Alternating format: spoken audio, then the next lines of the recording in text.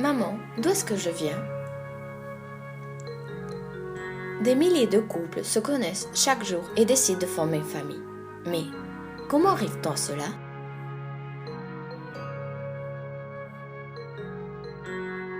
Lors du rapport sexuel, des millions de spermatozoïdes sont déposés au fond du vagin, mais seulement un petit nombre arrive au niveau des trompes. La rencontre de spermatozoïdes de l'ovule a lieu dans la partie supérieure d'une des deux trompes. On appelle cela une fécondation interne.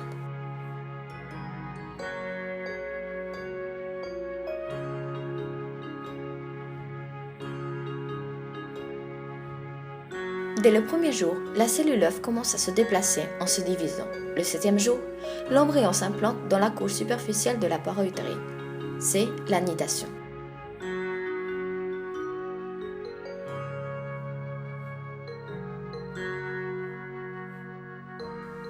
On parle d'embryon pendant les 8 premières semaines.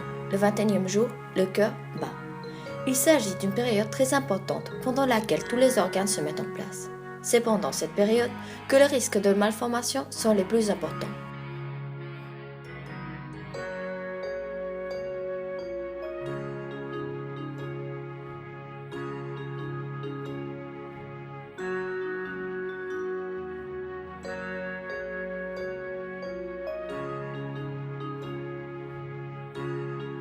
La période fœtale s'étend de la 9e semaine jusqu'à la fin du 9e mois.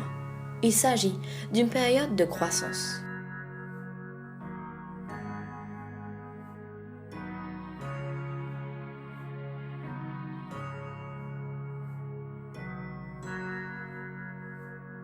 Mais parfois, l'enfant n'arrive pas pour différentes raisons, notamment, et c'est ce qui nous intéresse, si la femme n'a pas un utérus fonctionnel. En quoi la technologie pourrait-elle remplacer le ventre d'une mère?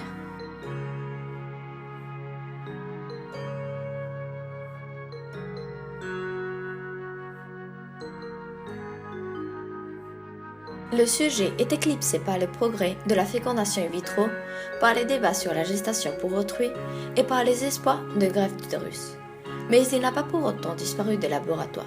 Une autre méthode est en cours de mise en place, l'utérus artificiel, qui consiste à procréer un être humain permettant le développement d'un embryon et d'un fœtus en dehors du corps humain.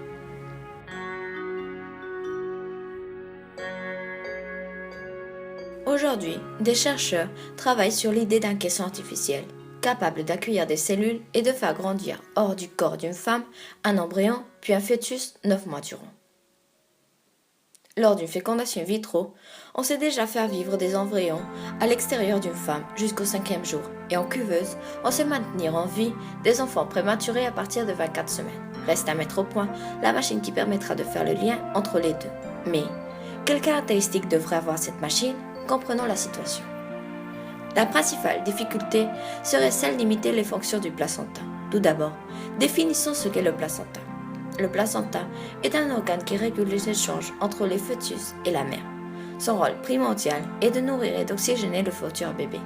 Aucun échange sanguin ne se fait entre la mère et le fœtus. Mais donc, en quoi est-il difficile de reproduire ces fonctions?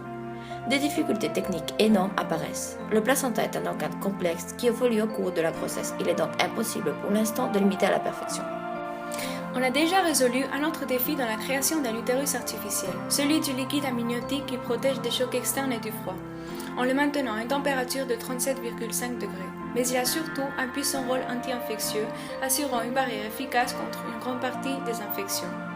En 1997, le chercheur américain Thomas Schaffer a inventé un liquide amniotique artificiel.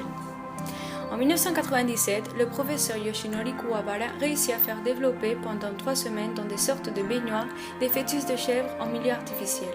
Il réussit à placer dans un utérus artificiel des fœtus de chèvre extraits du ventre de la mère après 4 mois de gestation.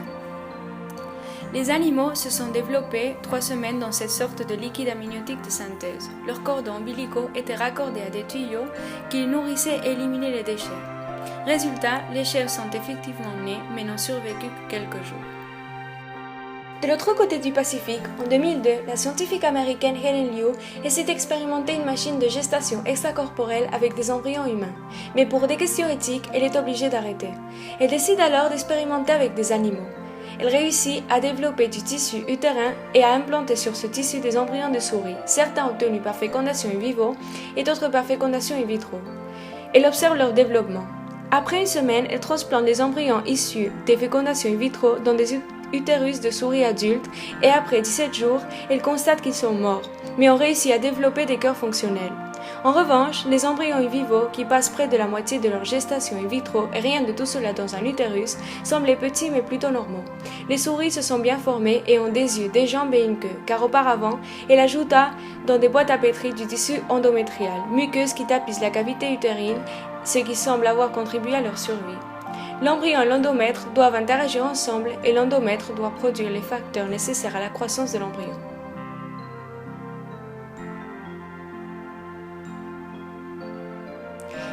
Écoutons l'opinion de Madame Prieto. Si on vous dit qu'une machine pourra remplacer le ventre d'une mère, qu'en pensez-vous? Je pense que pour l'instant c'est encore impossible puisqu'on a beaucoup de manque d'informations sur les substances qui sont produites dans le placenta et sur les différents facteurs de croissance qui interviennent pour le développement de l'embryon. Très bien. Dans le cas potentiel où cette machine verrait le jour, la recommanderiez-vous à vos patientes souffrant d'un déficit utérin? Je pense que ce sera un projet super intéressant et en médecine, puisqu'on substitue tout ce qui manque, comme l'ouïe, comme la vue, comme les prothèses de jambes ou la greffe d'organes, je pense que ce serait très intéressant, mais pour éviter les problèmes éthiques, il faudrait l'utiliser que quand il y a une vraie absence d'utérus, bien par des problèmes de naissance ou par des problèmes médicaux plus tard. D'accord. On sait qu'il va y avoir des difficultés dans l'élaboration de ce projet, mais entre eux, est-ce que la relation qui s'établit pendant la grossesse entre l'enfant et la mère est indispensable? Bon, ça c'est une opinion personnelle, mais moi je pense que ce n'est pas indispensable, qu'il y a plusieurs sortes de maternité qui marchent aussi bien, comme l'adoption, comme les mères porteuses. Et je pense que c'est surtout l'éducation de l'enfant et vivre avec qui joue son rôle pour la maternité. Je pense que ce n'est pas indispensable du tout. Merci.